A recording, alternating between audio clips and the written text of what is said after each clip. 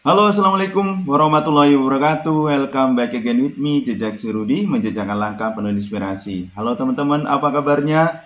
Semoga kabar teman-teman selalu sehat ya, dilancarkan urusannya dan dimudahkan rezekinya oleh Allah Subhanahu wa Ta'ala. Amin ya Rabbal 'Alamin. Teman-teman, di kesempatan kali ini akhirnya saya bikin konten lagi. Mohon maaf karena memang ada kesibukan di awal tahun yang membutuhkan konsentrasi dan fokus di pekerjaan utama saya sehingga saya belum bisa bikin konten.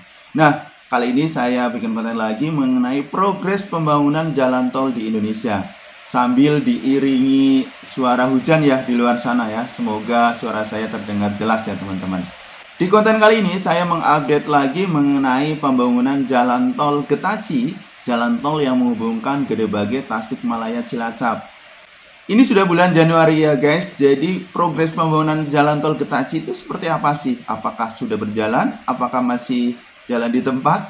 Atau ada apa di pembangunan jalan tol Getaci?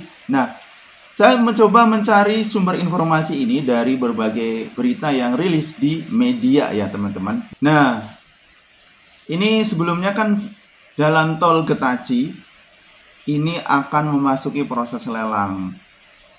Dan ternyata apa guys? Jadwal lelang tol Getaci ternyata berubah. Ini saya ambil beritanya dari priangantribunnews.com. Ya, kita baca beritanya, informasinya seperti apa. Lelang jalan tol penghubung Gedebage, Tasikmalaya, Cilacap atau tol Getaci mengalami perubahan. Perubahan jadwal lelang ini sebelumnya telah diumumkan oleh Badan Pengatur Jalan Tol. Adapun jadwal pelaksanaan prakualifikasi pelelangan memiliki batas akhir pengambilan dokumen prakualifikasi yang sebelumnya 4 Januari 2024 berubah sampai dengan 30 Januari 2024. Jadi mundur ya guys. Lalu, batas akhir pemasukan isian dokumen prakualifikasi yang sebelumnya di tanggal 5 Januari 2024 berubah menjadi 2 Februari 2024. Ya, jadi penutupan lelangnya dimundurin ya, otomatis proses konstruksinya juga menjadi lebih mundur guys ya. Nah, ini kenapa bisa mundur ya seperti itu? Ini saya juga mendapatkan berita lainnya ya dari CNBC Indonesia mengenai kenapa terjadi mundur ya untuk penutupan lelangnya ini gitu ya. Ini saya baca dari CNBC.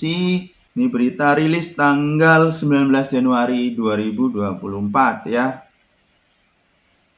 Pemerintah tengah melakukan proses tender ulang dalam proyek jalan tol Getaci, Gedebage, Tasikmalaya, Cilacap. Anggota Badan Pengatur Jalan Tol Kementerian PUPR, Sony Sulaksono mengakui bahwa proses lelang tender ulang terjadi karena salah satu investornya bermasalah sehingga harus meninggalkan proyek ini. Gitu ya. Getaci itu masuk PSN dan memang sekarang dalam proses pelelangan. Sempat waktu itu sempat jalan kemudian dilelang ulang karena salah satu konsorsium bermasalah. Ada kesulitan pendanaan dan sebagainya. Ya udah kita ulang lagi, perbaiki sistem pelelangannya.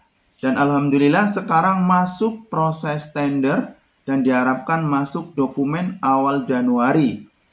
Katanya kepada CNBC Indonesia Jumat 19 Januari 2024.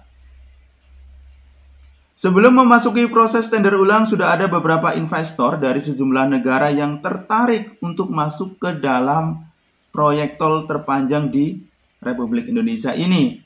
Sony pun menyebut asal investornya bervariasi bukan hanya dari negara Asia tapi juga sampai Amerika. Sejauh ini udah banyak dari dalam dan luar negeri ada. Dari Australia, dari Cina, Timur Tengah, ada beberapa yang sudah berpengalaman. Malaysia, Hong Kong, Kanada, mereka tertarik menjajaki ini ya.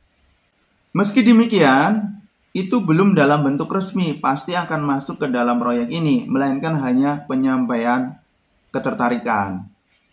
Tinggal tunggu saja saat memasukkan dokumen, mereka akan gabung atau bagaimana. Biasanya yang datang dari luar negeri itu nggak datang sendiri, tapi bareng konsorsium yang ada di Indonesia. Sebut Sony ya. Tol Gede Bage Tasikmalaya Cilacap diproyeksikan akan menjadi tol terpanjang milik RI dengan jarak sejauh 206,65 km. Tol Getaci merupakan proyek strategis nasional sebagaimana tercantum dalam Peraturan Presiden Nomor 109 Tahun 2020 tentang percepatan proyek strategis nasional. Adapun lingkup proyek yang ditawarkan kepada investor adalah melakukan pendanaan, perencanaan teknis, pelaksanaan konstruksi, pengoperasian, dan pemeliharaan untuk keseluruhan jalan tol. Sebelumnya konsorsium yang berisikan perusahaan BUMN dan swasta bakal membangun tol ini. Bahkan ada nama-nama perusahaan di balik konglomerat Martua Sitorus hingga Taipan Tol Yusuf Hamka. Namun beberapa memilih hengkang. PT Jasa Marga Tbk menjadi pemimpin konsorsium pembangunan tol ini dengan porsi 32,5%, sedangkan PT Waskita Karya memiliki porsi 20%. PT Pembangunan Perumahan 10%, sisanya PT Gama Group 13,38%, PT Jasa Sarana 0,75%, PT Wijaya Karya 10%. Nah, ini informasi yang lain ya guys. Jadi ternyata untuk lelang jalan tol ini diperpanjang, dimundurkan sampai tanggal 30 Januari. Dan tadi juga sudah kita dapatkan informasi bahwasanya banyak yang tertarik ya untuk masuk dan membangun jalan tol ini. Hanya saja masih belum resmi ya. Resminya itu saat memasukkan dokumen ya. Kita berharap agar proses lelang ini berjalan lancar.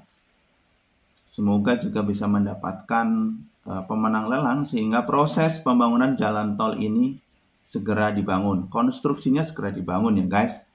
Sementara untuk kewajiban pembebasan lahan itu dibebankan kepada pemerintah daerah. Dalam hal ini nanti juga berkoordinasi dengan Lembaga Manajemen Aset Negara ya, LMAN. Nah ini semoga nanti informasi ini bisa memberikan gambaran bahwa ternyata proses pembangunan jalan tol itu tidak selalu seperti membalikan telapak tangan ya. Ada banyak proses gitu ya. Jadi apalagi ini sudah mendekati pemilihan umum, otomatis kemungkinan ya konsentrasi pemerintah masih bagaimana agar pemilu ini berjalan lancar ya. Kita tunggu informasi berikutnya, semoga saja semuanya lancar, cepat, dan juga nantinya segera terbangun sehingga informasinya lebih pasti ya teman-teman. Nah, demikian konten kali ini, semoga bisa memberikan informasi kepada teman-teman semuanya. Sekali lagi, terima kasih yang dukung channel ini dengan klik like, komen, dan subscribe. Sampai ketemu lagi di konten berikutnya. Wassalamualaikum warahmatullahi wabarakatuh.